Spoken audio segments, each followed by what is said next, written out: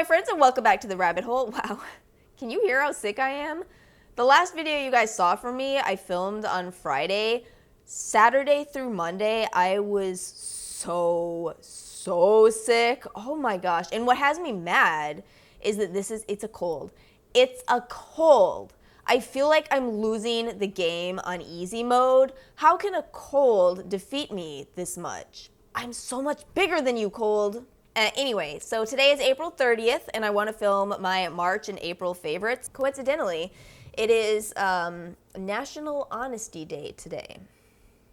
We really need a day where people are honest. It can't just be, 365 days a year. What on earth? So let's get into it. The way I decided to do this video was rather than kind of give you like all my recent favorites, which I feel like is the way most people do this, I want to actually pick one product from every category that I've been consistently using for the last 2 months. So some of these are repeats, but that's the reality of things. You find a favorite product, you're not just out buying new products for no reason, you stick with it. Let's start this video off with some base products. So of course, probably unsurprisingly, I've been using the Ultra Repair Hyaluronic Hydrating Primer from First Aid Beauty.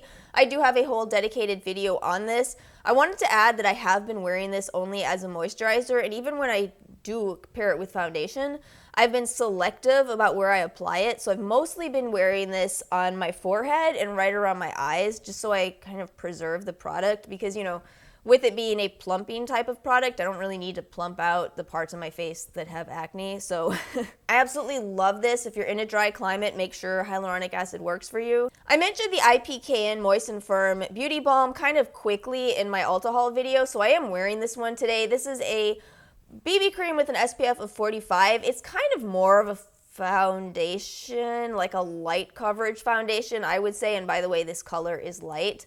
But I really like it. It's one of I feel like a lot of BB creams kind of break up on my skin. Like if you go for too light of coverage, sometimes it just doesn't end up working out.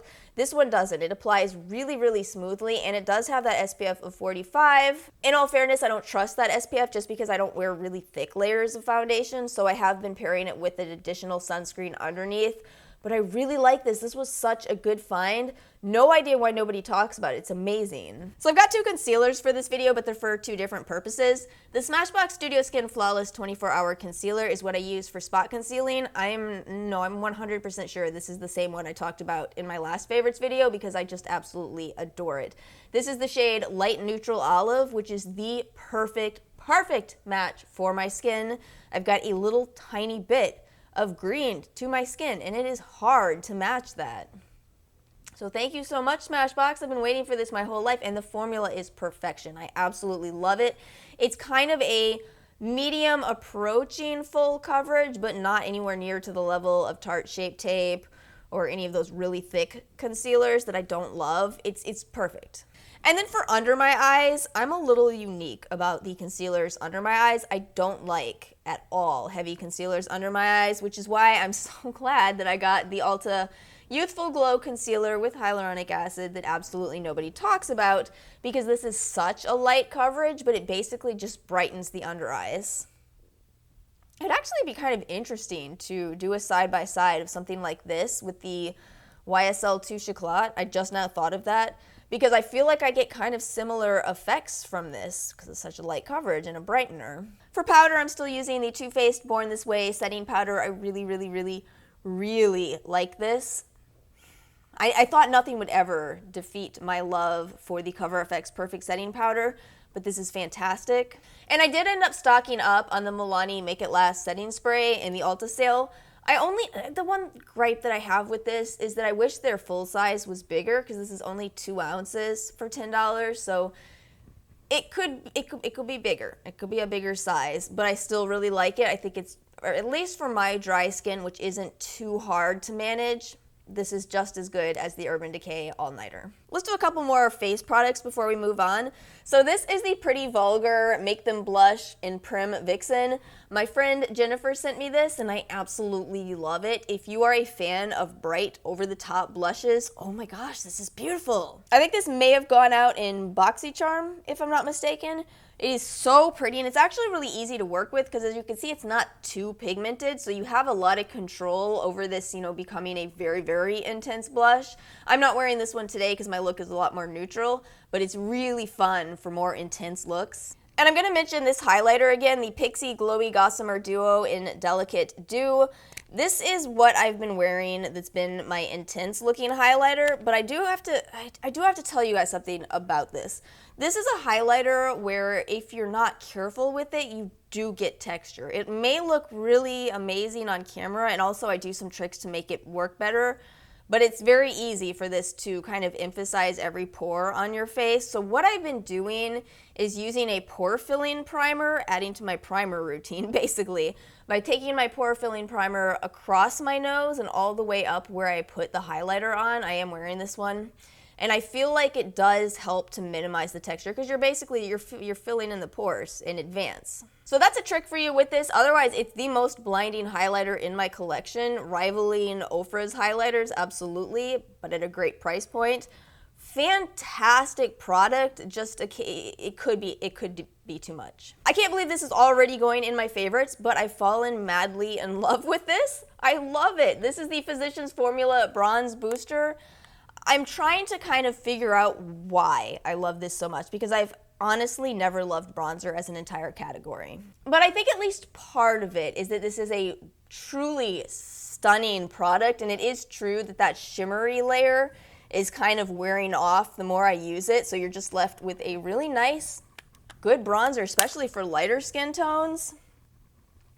And see, I think that's why I do like this so much. I think that as somebody who has kind of lighter skin, not the lightest, but lighter skin, I think it's really easy for me to overdo bronzer, and because of that, I think I've shied away from them. So I guess I kind of feel like this could be the bronzer for people who don't love bronzer. That said, I got to admit, now I'm becoming aware of what bronzer actually does and how it changes one's look completely. So this look today. Today I was pretty inspired to do some type of a celestial look. You know, I really like the moon. I don't know if I've ever said that. Weird thing to like, especially after watching Umbrella Academy, but I like the moon. I don't know. But I feel like adding a lot of bronzer, which I did today, I went pretty heavy with this. I feel like what it did is took me from looking maybe a little more goth to hippie-ish looking. I look like I could sell you crystals right now. My point, I have a point. It is that bronzer is transformative, and now I'm kind of understanding how. Eye stuff next. So this is such a huge surprise to me. Me and the lovely Angela did a swap. I sent her my Lorac 2 palette, and she sent me the Dominique Cosmetics Latte palette. This is a neutral palette that I thought, you know, maybe I'll enjoy it. The thing is, I can't believe how much I love this palette. I don't think you guys have actually seen me wear it yet because I'm really bad about taking photos of myself when I'm not doing a video. I don't know why I'm like this. It seems like everybody else in the world is really good at it. I never think about photos. What I think with this palette is that if you have both light to medium skin and a warmer skin tone, both boxes that I can personally tick, then this bottom row right here, those mattes are literally everything you need for creating that sculpted eye look. In all truth, I don't do this type of look because it really requires a lot of thought, sometimes more thought than I'm willing to put into my look. But with this, it's all done for you. You put this down, before you put down your transition color, take it up to your brow bone. You follow with this as your transition color. You put pumpkin spice into the crease, beautiful crease color. You deepen the crease with hazelnut, and then you put mocha in the outer corner. You are done. You have the most perfectly contoured eye. And then I have this one under my eyes. You can play with these in that way to just kind of give you that pop of color, you know, for kind of perfect for every setting, really.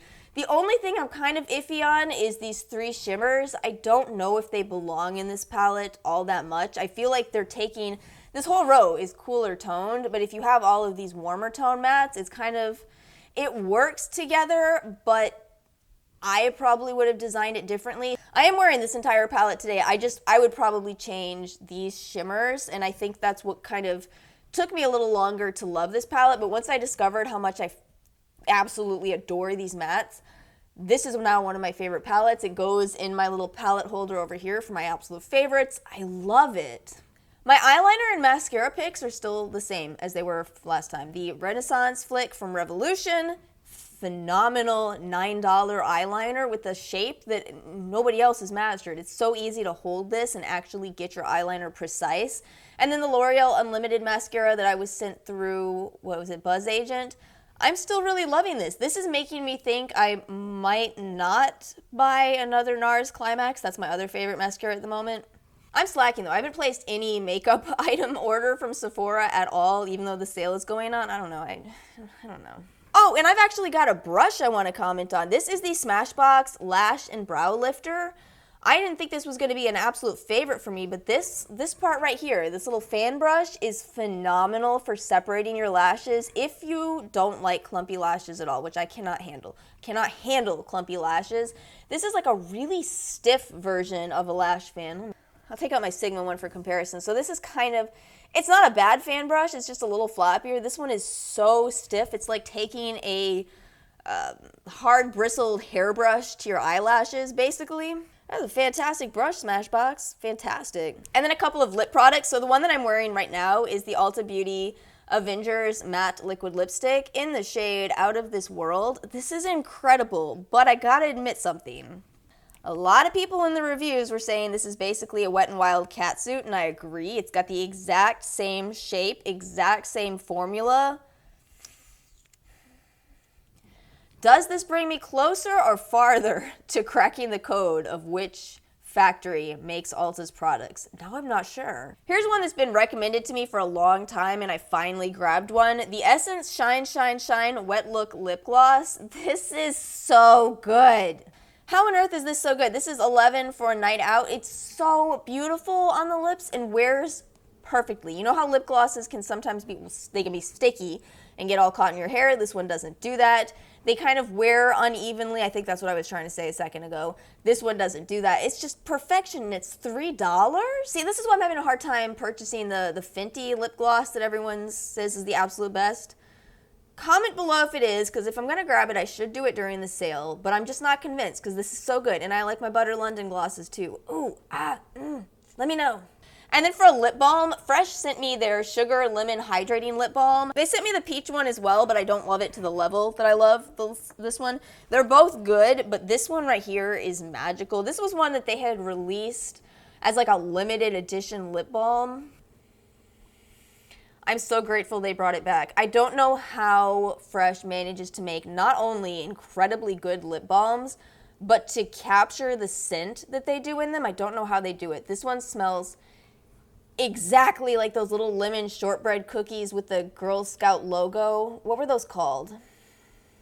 I sold them and I don't remember what they were called. I am convinced that Fresh has to have not only incredibly good cosmetic chemists making a very effective lip balm, there's also got to be bakers over there, some of the best bakers baking these scents into their products. The only explanation. These are incredible, and by the way, you get 0.21 ounces of product in here. With it being as thick as it is, it's going to last you forever. I had the caramel one a long time ago. Lasts for months. All right, then for everything else, I want to start with this Commodity Velvet. So I'm terrified right now that Commodity might be pulled from Sephora because I don't know if you guys saw, but everything went on massive discount. It was basically with the 20% off coupon, everything was 50% off. No, please don't go, Commodity. You make such stinking good fragrances, such smelling good fragrances rather. So we were able to get the last Velvet on the shelves in store. I ordered Nectar, so it's on its way to me. These are such incredibly unique scents. This one right here, Velvet, kind of reminds me of a cross between Replicas by the Fireplace and YSL's Black Opium, I would say. It's a kind of fall scent. Definitely very rich. If you have them in stock at your Sephora, grab them because I don't know what's going on. I'm going to be so sad if this brand is gone though. And then this, the red carpet color. So I was sent this and initially I wasn't that sure what to do with it, if I'm just being completely honest. I really wasn't. I got this kind of a while ago now, probably about 2 months ago. And at first I was like, okay, this is pretty and I like the fact that it doesn't transfer to your clothing. Let me show it to you. So you kind of see it's pretty under this artificial light that I have, right?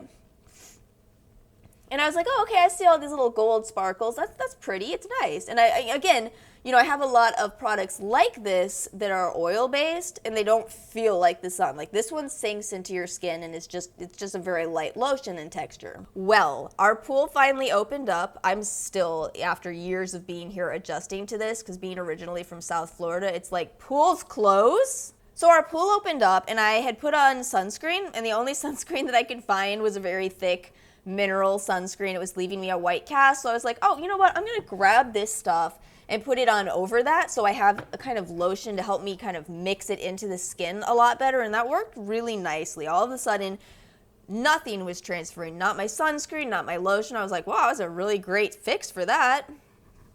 But that's not when I started falling in love with this product. It was when I got out to the pool and looked down at my legs under the bright sun. My legs were glimmering in blue, pink, gold, silver sparkles, just glowing. It was so pretty, and that's when I understood this product. This is something that is going to be beautiful under the sun. Oh my gosh, it's so pretty, and I just didn't get it at first. It just didn't click under artificial lighting. But yeah, this really surprised me. This was something where, you know, I wasn't quite seeing why this was a cult status product until that moment. It's just that, you know, light bulb moment, or maybe sunlight moment in this case. And then these two. This is from Sol de Janeiro. So they sent me their foot cream as well as the hand cream. The hand cream is fine. It's nothing that is really an absolute favorite for me. However, this product, I feel like I should explain why foot products are something I kind of frequently talk about on this channel. Basically, it's because I got some ugly feet. I'm a former ballet dancer, and you end up with deformed feet as a result of ballet. It's a wonderful side effect. Anyway, but you also end up really comfortable talking about feet. Like, it's not weird to just, you know, walk in a room and be like, hey, Stacy, how's your bunions today? Totally normal in that setting. You just kind of end up trying to figure out how to make your ugly feet a little less ugly. So that's why all the foot creams and all of that. Now, because of that, I've tried a ton of foot creams throughout my life, and I'm going to tell you the way that applying most of them goes. You put them on your feet. You have to follow with socks. You have to follow with socks. Even if you follow with socks, you got a pretty high probability that you're going to walk across your carpet after you apply your regular foot cream and kind of hear a don't tell my fiance I said that. But it's because a lot of foot creams are really thick and greasy and heavy, and they don't absorb that well. That's why you got the socks there trying to push that product into your feet. Enter this darn foot cream, which I did not expect to be as good as it was. I really didn't. I thought it was just going to be another foot cream, maybe smell nice like the Boom Boom cream, which it does.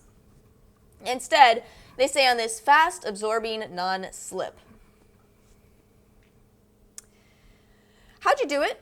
How'd you do it, Sol de Janeiro? I have never tried a foot cream that is as effective as this, very, very richly hydrating for that thick skin that you naturally have on your feet, or hopefully you do. This is just gone in an instant. Again, I've tried so many foot creams. This is something that truly stands out from the rest of them, but because I'm me,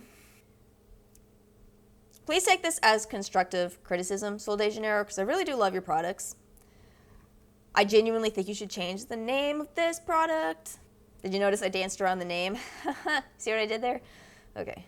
Maybe it's different in Brazil, and maybe it's even different in LA, but I've traveled all up and down the East Coast and all over the South, and I could tell you really confidently a lot of people aren't going to buy this because of the name.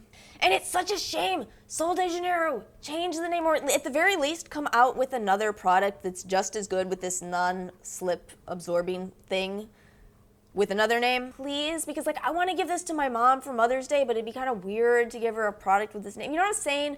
So anyway, that's me trying to give good advice. And then last, some hair products. Let me get this one out of the way. The Elizabeth and James Nirvana Black Dry Shampoo. Why is this discontinued? I never thought I was gonna like a dry shampoo more than Living Proof's, and that's even though Living Proof does kind of leave a little bit of white spots in your hair, even though my hair is very blonde. This is better, and it's discontinued.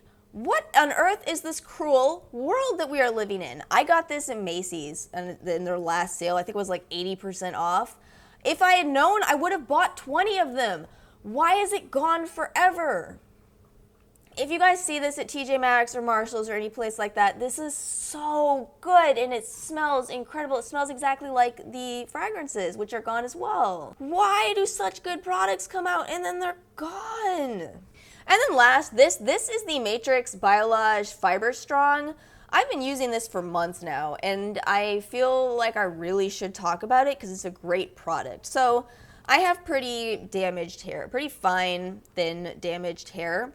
And I've always been looking for products that will kind of strengthen my hair. So I always use some kind of a leave-in conditioner, and that's what this is. You just kind of smooth it into your hair when you get out of the shower. This is my old favorite. I'm almost out of it, but I switched over to using this. This is the Living Proof Fresh Cut Split-In Mender, and I'm going to tell you honestly, I think I like this product more. They kind of do the same thing, but there is a difference in not just price, but the way that these apply. So the Living Proof's texture is very thin. I really am almost out of this, but hopefully you can see that's a very thin texture. Whereas this Matrix one is definitely thicker. So what ends up happening is you don't need as much of the Matrix. And that's the thing, I was using so much of this where you get 3.4 ounces. This is 6.7 ounces. I need so much less of this that it's lasting me a long time and doing practically the same thing. Honestly, I can't even come up with any differences that I've noticed. Just that this is stretching my dollar a lot farther, which I really appreciate. I mean, I think I got this in November. I think we're almost at about 6 months of me using a half a bottle. So that's what, $10 for 6 months? That's incredible. That Living Proof does not last me that long. So I wanted to mention that because I feel like if I find something that is cheaper and does the same thing as another product, it's worth telling you guys about it. The only con with this is that because it's so much thicker, you actually really need to use less. So if you try to use the same amount of the Living Proof with this, your hair does kind of start to get a little heavy. Not bad though. Really great product. And by the way, Matrix is a really nice brand. It's kind of why it's weird for me to talk about them because I've worked for them. But I like them. They're a really nice brand. All right, guys, so that is everything I have for March and April. Make sure you stay tuned. We hit 10K, and you know what that means. You know I'm going to do a giveaway. You know it. Thank you guys so much for watching. Please make sure to like and subscribe, and I'll see you all next time.